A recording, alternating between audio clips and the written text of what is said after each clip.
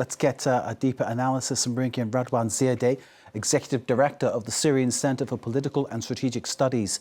Good evening to you. Syria's interim former Islamist president vowing to protect the Druze minority in Sweida. Can Ahmed al-Shara guarantee anything right now, given what we're seeing happening?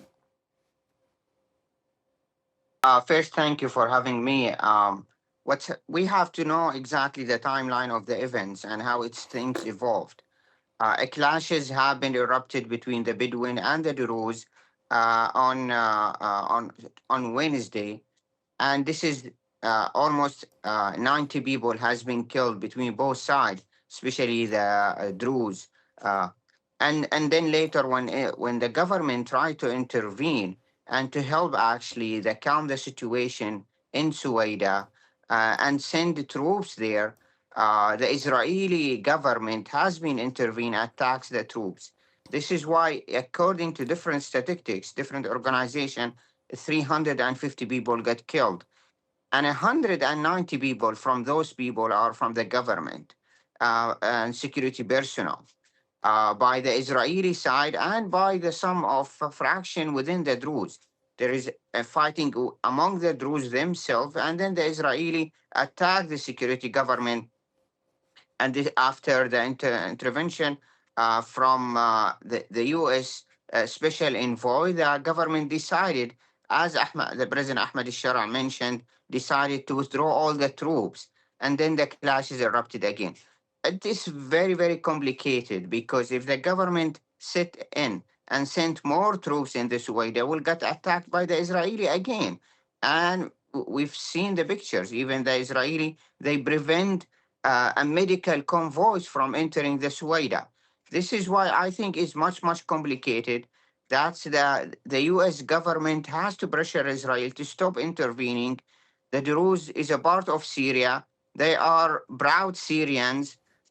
They've been in Syria in 100 of years, and they don't need the Israeli help or the Israeli protection.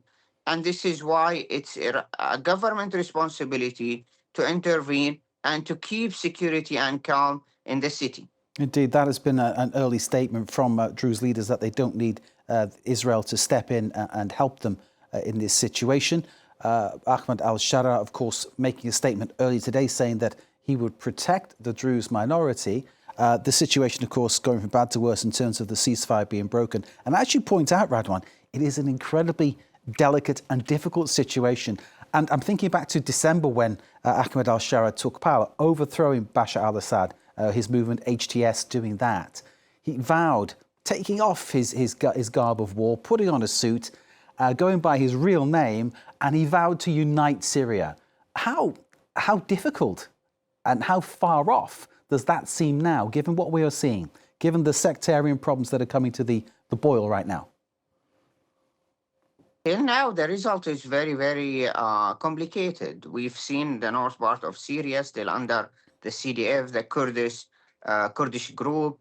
And we've seen now also in the south where the Druze under the different fractions, especially one of the extreme figure, Al-Hijri, who's been inviting the Israeli to intervene on his behalf against the government. I think the result of 14 years of the civil war in Syria is very difficult and complicated. It's not up only the Ahmed al-Shara as a leader to unite Syria, but also for the regional powers, especially Israel and the international community, the United States, France, and other countries, to help the Syrian in this difficult situation. The mass atrocities happen under the Assad government. It's very difficult for a small state like Syria to deal with, rather than to deal with the legacy of sectarianism, division, and a collapsed economy. There is no middle class in Syria. There is no such kind of economic bucket with the Syrian government to be able to intervene economically in some situations, low income neighborhood in Sweida and in northern part of Syria. This is why I think the government hand is very tight.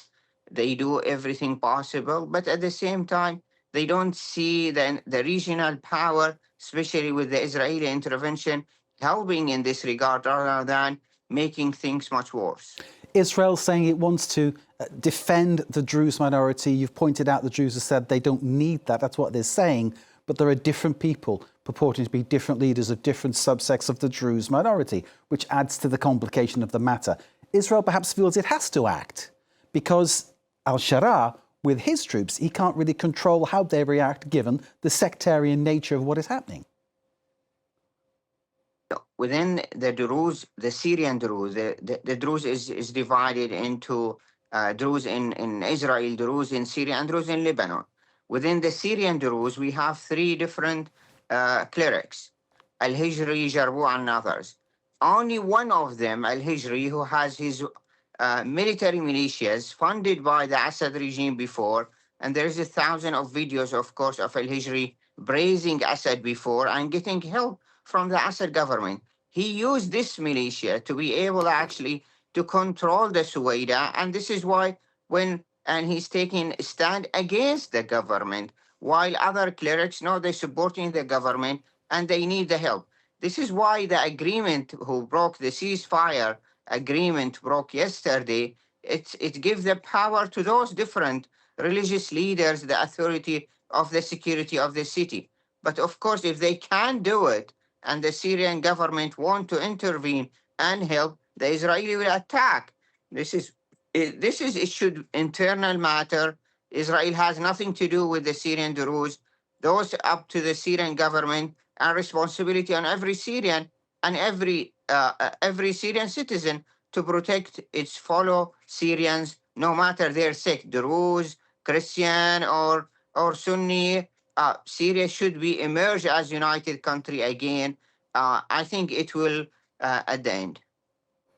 Radwan Ziadeh, thank you for trying to bring some understanding for us to this very complex situation. We appreciate your time, sir. Radwan Ziadeh, Executive Director of the Syrian Centre for Political and Strategic Studies. Radwan, thank you for joining us here on France 24. We do appreciate it. Thank you very much. Thank you.